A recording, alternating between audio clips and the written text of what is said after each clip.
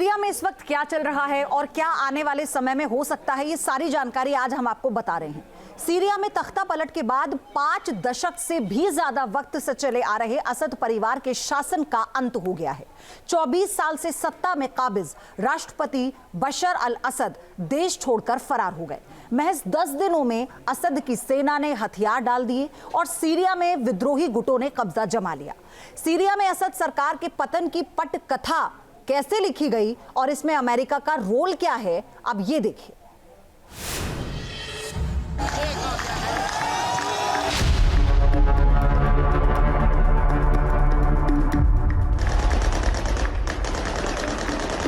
الله يحميكم وينصركم يا رب احلى شباب الله يحميكم يا اولادي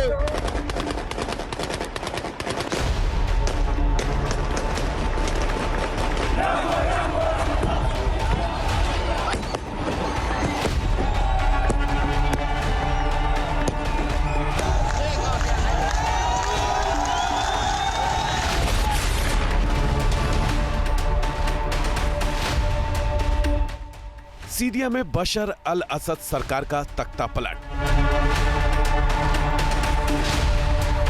विद्रोहियों के सामने असद की सेना का निकला दम।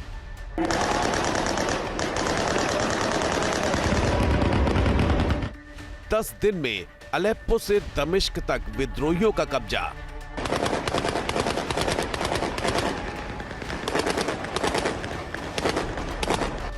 चौबीस साल के शासन के अंत की किसने लिखी पटकथा।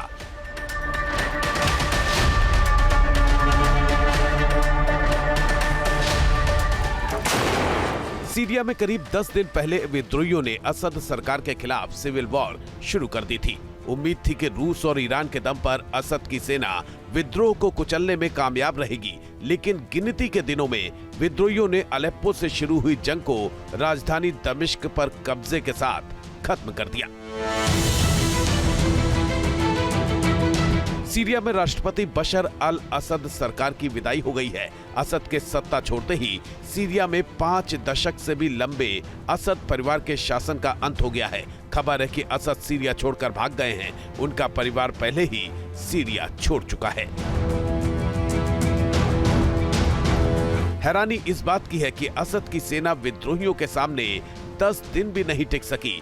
उसने घुटने टेक दिए हैं। हजारों सैनिकों के इराक भागने की भी खबर है। दरअसल होम्स पर कब्जे के बाद विद्रोही आसानी से राजधानी दमिश्क में घुस गए। इस दौरान विद्रोहियों को सीरियाई सेना से ज्यादा प्रतिरोध का भी सामना नहीं करना पड़ा।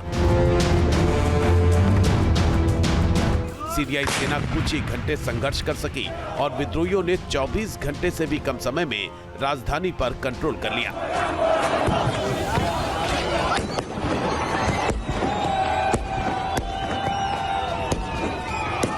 टैंक के साथ विद्रोही राजधानी दमिश्क में दाखिल हुए और जगह जगह अपना कब्जा जमा लिया। इस दौरान राजधानी की सड़कों पर विद्रोही जश्न मनाते नजर आए।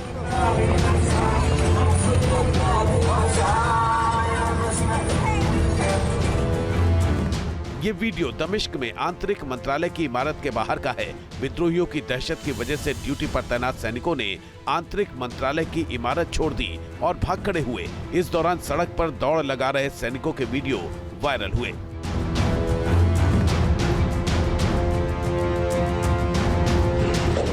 सीरिया में तेजी से बदलते हालात का एक और वीडियो देखिए। चंद घंटे पहले तक जो सैनिक राष्ट्रपति असद के वफादार थे, वो अब खौफ में हैं। इसलिए वर्दी उतारकर विद्रोहियों के सामने सरेंडर करने को मजबूर हो गए। विद्रोहियों ने दमिश्क से 30 किलोमीटर दूर सदैना जेल पर भी कब्जा कर लिया और यहां बंद किए गए सभी कैदियों को रिहा कर दिया। ये वही जेल है जहां असद सरकार विपक्षियों को बंद कर यातनाएं दिया करती थी। सैनिकों के हथियार डालने की तस्वीरों के बीच विद्रोही गुट का दावा है कि राजधानी दमिश्क पर अब पूरी तरह से उनका नियंत्रण है। इस लड़ाई में सीधे तौर पर तो सीरियाई सेना और विद्रोही गुट शामिल नजर आ रहे थे, लेकिन पर्दे के पीछे से तुर्की, अमेरिका, सऊदी अरब, ईरान, इजराइल और रूस जैसे देश भी अपने अपने हितों को साध रहे थे। दरअसल साल 2011 के बाद से ही सीरिया विदेशी ताकतों का प्लेग्राउंड बना हुआ था, जहां रूस, अमेरिका, तुर्की, इजराइल सभी दखल दे रहे थे और अपने अपने गुटों को हथियार और पैसा मुहैया करा रहे थे। इस लड़ाई में रूस और ईरान का हाथ असद सरकार पर था, तो अमेरिका, तुर्की और इजराइल विद्रोही गुटों को शह दे रहे थे। अब जब सत्ता बशर अल असद के हाथों से जा चुकी है, तो सीरिया में समीकरण बदल रहे हैं और लगने लगा है कि रूस और ईरान के वर्चस्व वाला ये देश मध्य पूर्व की सुन्नी शक्तियों सऊदी और तुर्की की तरफ जा सकता है। इस बीच ईरानी सेना के chief of staff major general Mohammad Bagheri ने सीरिया में अशांति के लिए अमेरिका को सीधे तौर पर जिम्मेदार ठहराया है। उन्होंने दावा किया कि इस उथल पुथल का उद्देश्य मध्य पूर्व में सीरिया और उसके सहयोगियों को कमजोर करना है। इजराइल और अमेरिका ने क्षेत्र में विद्रोहियों के आंदोलन का समन्वय किया था। ईरान के विदेश मंत्री अब्बास अरागची ने भी इसी तरह के दावे किए और कहा कि अलेप्पो में आगे बढ़ना पश्चिम एशियाई क्षेत्र को अस्थिर करने के लिए इजराइल और अमेरिका की व्यापक योजना का हिस्सा था। ईरान का ये आरोप बेमानी भी नहीं है, क्योंकि अमेरिका और इजराइल पर पहले भी असद के विद्रोहियों की मदद करने की बात सामने आती रही है। दरअसल सीरिया में पिछले 50 साल से असद परिवार का शासन था। असद अलवी शिया समुदाय से आते हैं और सीरिया एक सुन्नी बहुल देश है। उनके शासन के दौरान सीरिया के सुन्नी मुसलमानों को ये महसूस होने लगा कि उनको उनकी आबादी के हिसाब से सरकार में हिस्सेदारी नहीं मिल रही है। सीरिया सरकार के रिश्ते मध्य पूर्व की सुन्नी ताकतों सऊदी, कतर और तुर्की से भी अच्छे नहीं रहे, जबकि बशर सरकार के रूस और ईरान से बहुत गहरे संबंध थे। इसीलिए रूस और ईरान ने 2011 के बाद से सीरिया को सैन्य और आर्थिक मदद देकर असद सरकार को बचाए रखा था। सुन्नी बहुल देश में शिया समुदाय से आने वाले असद का शासन और सरकार में शिया देश ईरान की दखल ने सीरिया में विद्रोह की चिंगारी को तेजी से सुलगाया। लोगों में पनप रहे इस गुस्से को अमेरिका और इजराइल ने हवा दी और असद सरकार के खिलाफ विद्रोह की पटकथा लिख दी गई।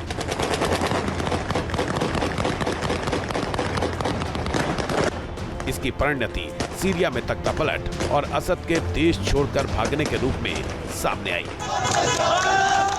News nation.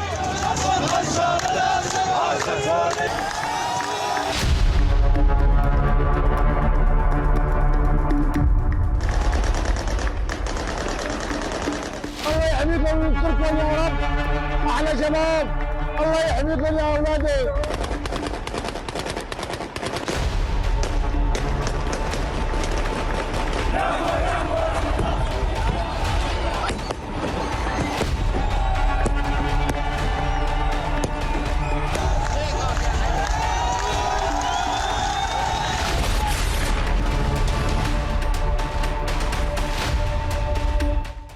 सीरिया में बशर अल असद सरकार का तख्ता पलट।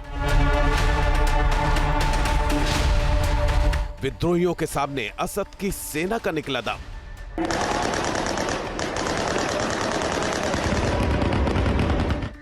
दस दिन में अलेप्पो से दमिश्क तक विद्रोहियों का कब्जा।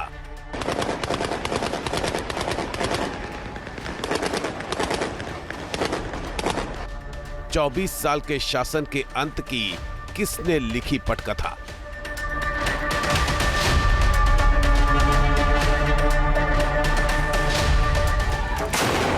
सीरिया में करीब 10 दिन पहले विद्रोहियों ने असद सरकार के खिलाफ सिविल वॉर शुरू कर दी थी। उम्मीद थी कि रूस और ईरान के दम पर असद की सेना विद्रोह को कुचलने में कामयाब रहेगी, लेकिन गिनती के दिनों में विद्रोहियों ने अलेप्पो से शुरू हुई जंग को राजधानी दमिश्क पर कब्जे के साथ खत्म कर दिया। सीरिया में राष्ट्रपति बशर अल असद सरकार की विदाई हो गई है। असद के सत्ता छोड़ते ही सीरिया में 5 दशक से भी लंबे असद परिवार के शासन का अंत हो गया है। खबर है कि असद सीरिया छोड़कर भाग गए हैं। उनका परिवार पहले ही सीरिया छोड़ चुका है। हैरानी इस बात की है कि असद की सेना विद्रोहियों के सामने 10 दिन भी नहीं टिक सकी। उसने घुटने टेक दिए हैं। हजारों सैनिकों के इराक भागने की भी खबर है। दरअसल होम्स पर कब्जे के बाद विद्रोही आसानी से राजधानी दमिश्क में घुस गए। इस दौरान विद्रोहियों को सीरियाई सेना से ज्यादा प्रतिरोध का भी सामना नहीं करना पड़ा। सीरियाई सेना कुछ ही घंटे संघर्ष कर सकी और विद्रोहियों ने 24 घंटे से भी कम समय में राजधानी पर कंट्रोल कर लिया।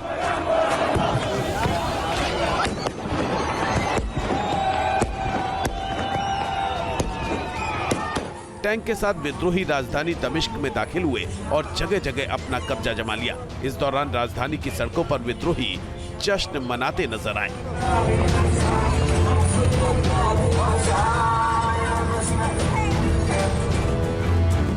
ये वीडियो दमिश्क में आंतरिक मंत्रालय की इमारत के बाहर का है।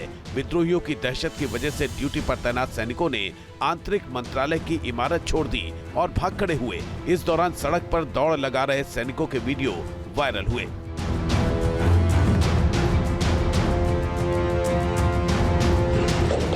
सीरिया में तेजी से बदलते हालात का एक और वीडियो देखिए। चंद घंटे पहले तक जो सैनिक राष्ट्रपति असद के वफादार थे वो अब खौफ में हैं, इसलिए वर्दी उतारकर विद्रोहियों के सामने सरेंडर करने को मजबूर हो गए।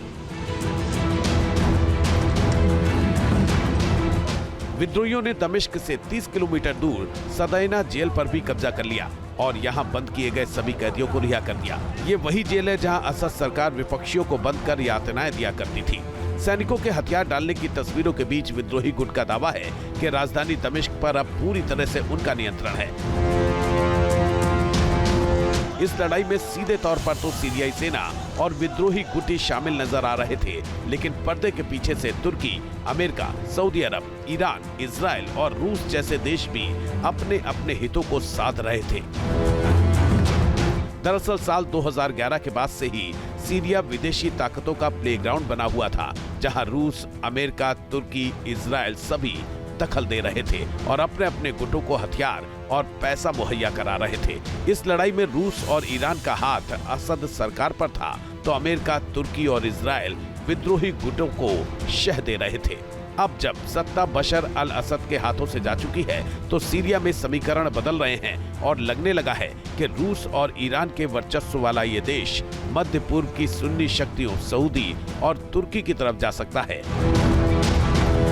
इस बीच ईरानी सेना के chief of staff major general Mohammad Bagheri ने सीरिया में अशांति के लिए अमेरिका को सीधे तौर पर जिम्मेदार ठहराया है। उन्होंने दावा किया कि इस उथल पुथल का उद्देश्य मध्य पूर्व में सीरिया और उसके सहयोगियों को कमजोर करना है। इजराइल और अमेरिका ने क्षेत्र में विद्रोहियों के आंदोलन का समन्वय किया था।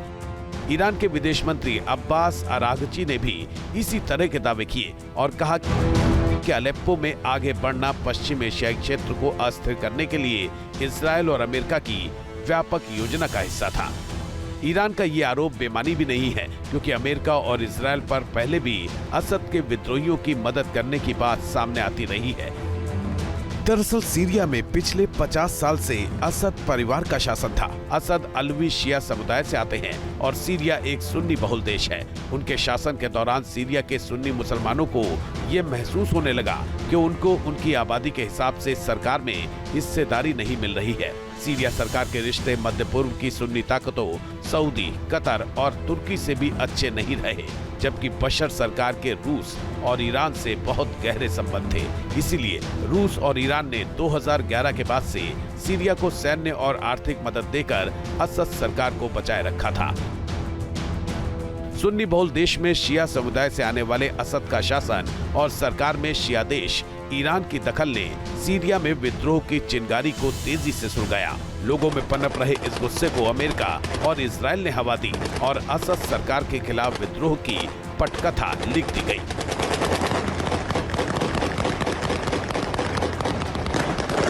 इसकी परिणति सीरिया में तख्तापलट और असद के देश छोड़कर भागने के रूप में सामने आई। News nation. न्यूज़ नेशन अब व्हाट्सएप पर खबरों की ताजा अपडेट के लिए न्यूज़ नेशन के इस QR कोड को स्कैन करें।